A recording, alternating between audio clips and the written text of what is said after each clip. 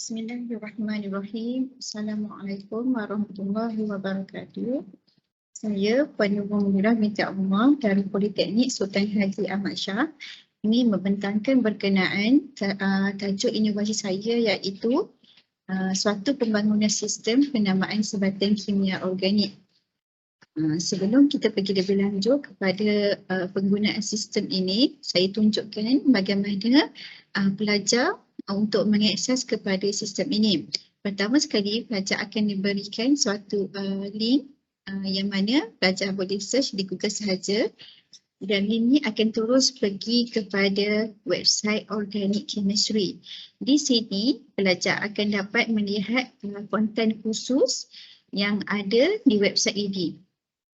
Okey, sistem yang dibangunkan adalah bernama Name It Organic Compound, di mana sistem ini dinamakan, sistem ini merujuk kepada penamaan yang ditambah baik mengikut kepada tata cara penamaan IUPAC yang sedia ada.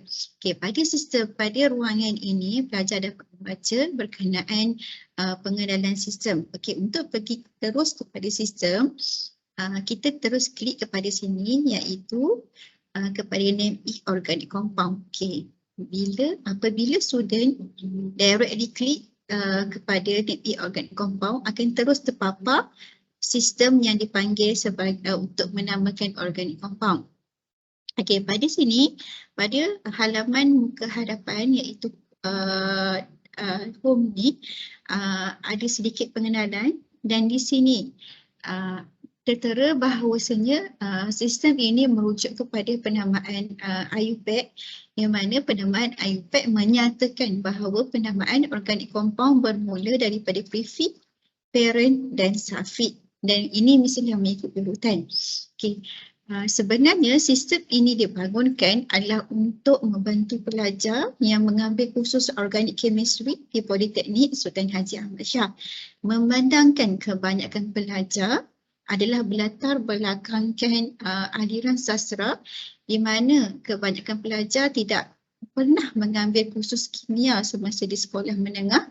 Jadi sistem ini dibangunkan untuk membantu pelajar dan secara tidak langsung menarik minat pelajar untuk terus mendalami ataupun mempelajari kursus kimia organik. Okay. Sistem ini dibangunkan adalah kerana pelajar merasakan sukar untuk mengikut tata cara yang sedia ada iaitu IUPAC untuk menamakan sebatan organik. Sistem ini adalah merujuk kepada tata cara IUPAC, yang mana tata cara IUPAC itu adalah satu tata cara penamaan yang diterima secara antarabangsa. Jadi untuk menamakan setiap sebatan kimia tersebut mestilah mengikut kepada tata cara tersebut supaya setiap satu sebatan merujuk kepada satu sebatan sahaja. Okey, saya tunjukkan dengan lebih lanjut bagaimana untuk menggunakan sistem ini. Terlebih dahulu, pelajar mestilah harus faham dulu asas untuk menamakan sebatan kimia, iaitu mestilah ikut kepada prefix, parent dan suffix seperti yang saya nyatakan sebentar tadi. Okey, kita pergi ke dalam sistem ini, kita ada 14 jenis kumpulan berfungsi, dan setiap satu kumpulan berfungsi tersebut menerangkan langkah step by step bagaimana untuk menamakan sebatian organik. Contohnya alkin. Okey, ini alkin, alkin, alkain dan seterusnya sehinggalah amin sendiri. Kita mempunyai langkah bagaimana untuk menamakan sebatian organik. Okey, kita pergi kepada contoh yang pertama. Contoh yang pertama iaitu alkin. Bagaimana sistem ini untuk dilaksanakan? Okey, untuk alkin kita ada step di atas langkah dan pelajar boleh membaca. Langkah-langkah di atasnya adalah sama seperti penerangan di dalam kelas. Okey, di bawah ini kita ada, setelah pelajar membaca langkah yang perlu diambil, kita ada exercise ataupun latihan yang pelajar boleh lakukan di dalam sistem ini untuk menilai tahap kefahaman masing-masing. Contoh soalan kita ambil. Okey, contoh soalan pertama, kita ada pemilihan soalan. Okey, contoh soalan pertama sehingga 1 hingga 5 kita ambil soalan pertama. Ini adalah contoh bagaimana pelajar untuk bagaimana untuk menggunakan sistem ini. Okey, contoh soalan pertama, ini struktur dia. Struktur untuk soalan pertama, kita ada, jika kita pilih 2, akan terpapar struktur untuk soalan kedua dan seterusnya lah. So, saya tunjukkan contoh untuk yang pertama dahulu. Okey, untuk contoh yang pertama, pelajar perlu tahu, ini contoh dia, dan pelajar perlu tahu bahawasanya dalam struktur tersebut ada berapa banyak prefix yang saya dah terangkan dekat sebelah tadi pada home ni, yang mana pelajar perlu menamakan mengikut aturan prefix, parent dan suffix. Yang mana prefix ini memberi informasi, maklumat tentang kehadiran substituent ataupun cabang, dan parent adalah number untuk bilangan karbon dalam rantaian terpanjang, dan suffix adalah nama untuk homolog series. Okey, untuk alkane, contoh untuk alkane, kita pergi kepada whiteboard, cara bagaimana nak tentukan berapakah bilangan prefix yang ada dalam struktur ini. Okey, kita ambil contoh kat sini. Okey, contohnya saya tunjukkan di sini. Okey. Okay, kita ambil contoh yang pertama, iaitu CH3, CH2, maaf ya, CH. Sekali lagi, contoh CH3, CH, CH2 dan CH3. Dan di sini ada satu CH3. Sebenarnya dalam struktur ni pelajar perlu tahu dulu bagaimana untuk mencari rantaian terpanjang, dan pembelajaran tu harus dah difahami dahulu di dalam kelas. Okey, seperti di sini pelajar telah tahu bahawasanya inilah rantaian terpanjang 1, 2, 3, 4. So pelajar akan memilih ini sebagai rantaian terpanjang karbon, alkane. Karbon-karbon single bond. Okey, apabila rantaian panjang telah dipilih, hanya terdapat satu cabang sahaja di luar rantaian panjang, iaitu di sini. Ini sahaja cabang yang ada, iaitu hanya satu one substituent only. One substituent only. Okey, jadi bila kita dah kenal pasti cuma ada satu substituent sahaja ataupun satu cabang sahaja, kita bolehlah memilih mengikut formula, kerana di dalam sistem ini kita ada 3 jenis formula yang pelajar boleh gunakan. Formula tersebut mengikut kepada bilangan prefix yang ada. Memandangkan soalan satu ini adalah merujuk kepada satu formula sahaja, jadi kita pilih yang pertama, select formula for one substituent only. Okey. Setelah kita pilih, kita kenal pasti di sini apakah nama yang pertama prefix, iaitu nama cabang. Kita kenal pasti di sini. Selalunya pelajar akan menghafal apakah nama bagi setiap substituent. Tetapi di sistem ni telah disenaraikan semua substituent yang hadir dalam kumpulan berfungsi. Jika pelajar tidak pasti ataupun tidak ingat apakah nama substituent tersebut, pelajar boleh try and error, tekan mana-mana dan keluarlah bentuk. Contoh, pelajar tidak pasti, mungkin namanya propil. Okey, kita nampak bila propil dia akan keluar 3 karbon, sedangkan di sini cuma ada 1 karbon sahaja di bawah sini. Okey, tidak tepat. Jadi kita pilih lagi mungkin metil. Okey, jika sudah pilih metil, sama, tally dengan sama dengan gambar rajah tersebut. So nama dia akan jadi metil. Okey, seterusnya parent. Kita tahu dah bahawasanya di sini kita ada 4 karbon, 1, 2, 3, 4, dan saya nomborkan mengikut sini, saya nomborkan 1, 2, 3, 4 karbon. So kita ada 4 karbon. Jadi pelajar akan pilih parent ni merujuk kepada how many carbons in the longest carbon chain. Maksudnya merujuk kepada berapa banyakkah bilangan karbon dalam rantaian terpanjang tersebut. Okey, memandang pelajar harus memberikan nama, bukannya bilangan. Jadi bila 4 merujuk pada put. Okey, jadi contoh pelajar tidak ingat. Kalau 8 karbon, okey, nama dia OCT. Contoh kalau 2 karbon, nama dia akan jadi ETH. Okey, jadi memandangkan soalan ni ada 4 karbon, jadi kita akan pilih 4 karbon. Jadi automatik nama yang keluar adalah BUT, boot. Okay, word yang akan keluar.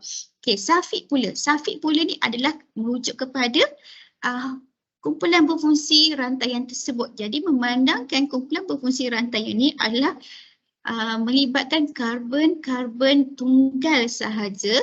Jadi kita pilih alkid. Alkid merujuk kepada karbon single bond.